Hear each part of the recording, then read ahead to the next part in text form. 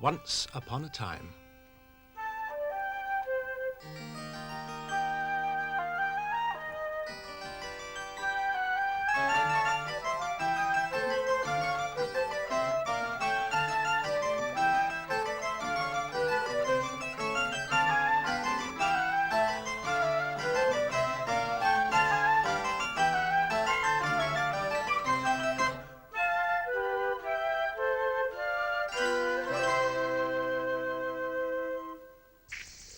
Hello.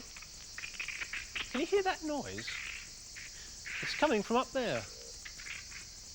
Wonder what it can be. Well, we're in the jungle today, so it's a noise being made by some animals that live in the jungle and that like to climb and swing about in the treetops and on creepers like these. I wonder what they can be. Ah, they're monkeys. It's always so hot in the jungle, isn't it? There's a stream. That looks cool and refreshing. Perhaps I can get some water from there and dab it on my forehead. Looks safe enough to put my hands into, doesn't it? Yeah, I wonder if it is, though. We are in the jungle. Perhaps there's something in there that I can't see. You see, if it was a stream in the countryside, there might be a couple of fish, a few frogs. But out here in the jungle, where the crocodiles live, I don't think I'll bother. You hear that again? That's the monkeys, up in the trees with their long arms and long legs and long tails. And those long arms and long legs and long tails are very useful. They help the monkeys to swing through the trees very quickly. Lots of animals in the jungle have long tails. They don't all use them to swing through the trees, of course. Lots of animals don't climb trees. See if I can think of any other animals in the jungle that have long tails. There's the tiger and the lion, of course. And then there's the animal with the long trunk, called the elephant. Of course, the elephants don't swing about in the treetops. At least I don't think they do. I think I'll move over here and make a picture of a monkey. Now, a long tail, long legs and long arms. Let's start with a long tail. There we are.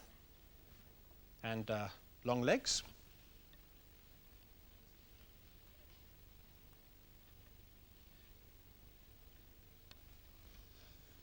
And long arms.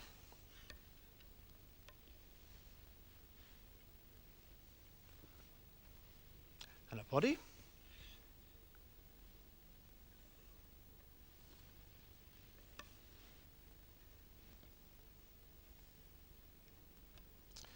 And little head with some ears. There we are. A monkey. Today's story is about two animals that are very different sizes. One is very big and strong and fierce, and one is so small that you might miss seeing him altogether. Once upon a time, a lion was fast asleep in a quiet corner of the jungle. A little mouse came scuttling by and saw his soft fur and his silky mane. "Oh, what beautiful hair," said the little mouse. "I think I'll take some home to line my nest." And without realizing that it was a lion, he began to tug at the mane. He tugged and he tugged, but he couldn't pull any away. So he got even closer and tugged even harder. And without knowing it, he was standing on the lion's nose. And the mouse's paw tickled the lion's nose so much that he woke up. "Pishoo!" sneezed the lion, and then he roared. "Who dares to pull at my mane?" And he shot out his paw and grabbed the little mouse and lifted him up to his sharp white teeth. "Squeaked the mouse. "Oh, sir, if I'd known it was you, I'd have never have done it. But your fur looked so soft and silky, I thought it was just some hair. Oh, I'm very, very sorry if I hurt you, and I'm very, very sorry if I gave you a fright." You hurt me? You frighten me? said the lion, roaring with laughter. Why, that's the funniest thing I've ever heard. He was a good-hearted lion, and he felt sorry for the trembling little mouse. So he said, Never mind, little fellow. You meant no harm, and you don't look much of a meal. So off you go. But next time, mind where you put your feet. And he put the mouse gently on the ground again. "Oh, thank you, said the mouse. "And you never know, perhaps one day I can do you a good turn and repay your kindness." The lion laughed again. I think you're a bit too little to help me. And besides, I never get into trouble. But one day, some weeks later, the little mouse was scurrying through the jungle when he heard the most dreadful noise. "Help!" roared the voice. "Help!" "It's the lion," said the mouse, "and he's in danger." And he scurried this way and that until he found where the roars were coming from. The lion was trapped in a hunter's net, and he was twisting every way trying to get free, but the more he twisted, the more he became entangled. "Whoa!" he roared. "Whoa, I'm trapped. I can't get out." "Yes, you can," said the mouse, and he walked right up to the net so the lion could see him. "Oh, it's you, mouse," said the lion sadly. "Well, I thought I'd found someone to help." "You have," said the mouse. "Me." "Whoa, mouse," said the lion. "Oh, if only you could." But the mouse said nothing. He just began to nibble. And he nibbled and he gnawed until one strand of rope broke. And then another, and another, and another, and yet another, until he nibbled a big hole in the net. "There you are, Mr. Lion, free at last," smiled the little mouse as the net fell off. Oh, thank you, Mr. Mouse," said the lion. "You saved my life." And so you see, sometimes even a little mouse can save a big lion. The lion never thought that an animal as big and strong as he would ever need the help of a creature as tiny as a mouse. But the mouse saved his life. Of course, just because mice are small doesn't mean to say they aren't clever. I should think they're as clever as some of the biggest animals you can think of. Once upon a time, there was a mouse, just an ordinary mouse, who lived in an ordinary field.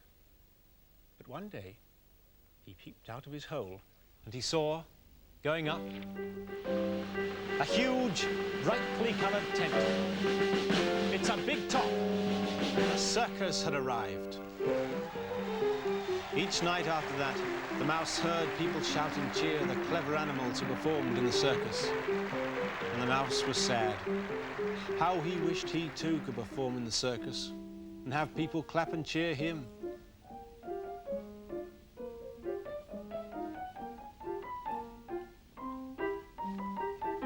But he was not sad for long. He decided to learn some tricks.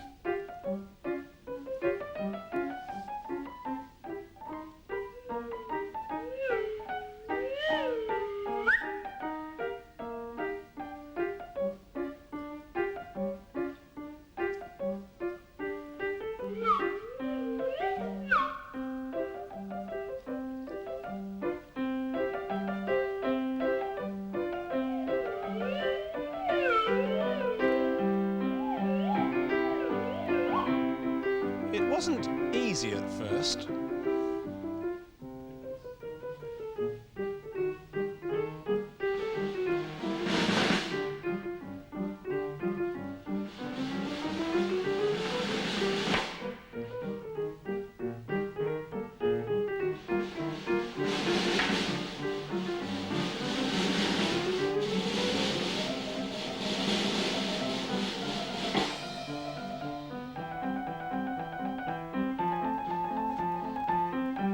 But he went on practicing.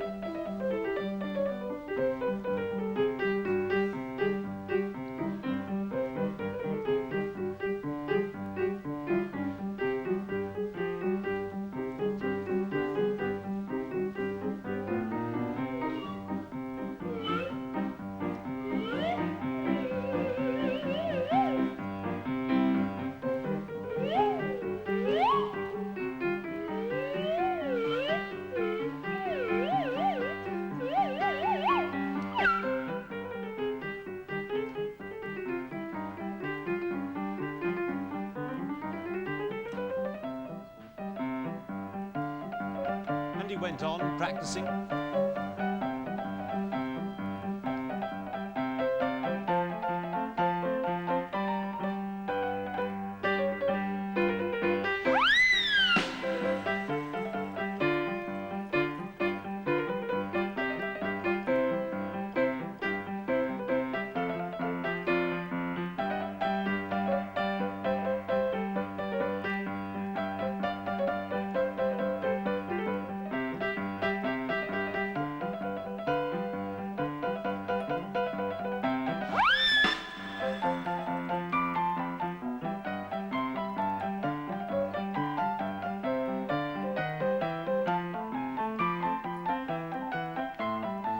And in a while, he could do it.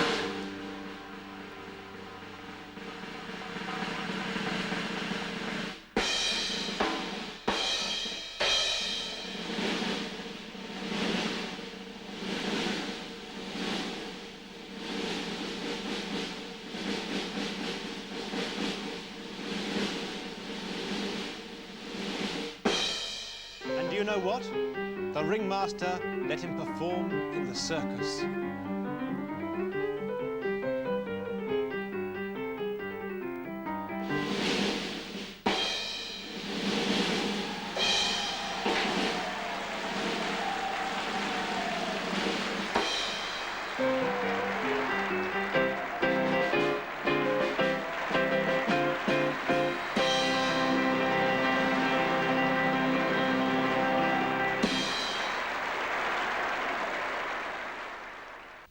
Well, I shall have to be going now, but I'll see you again soon.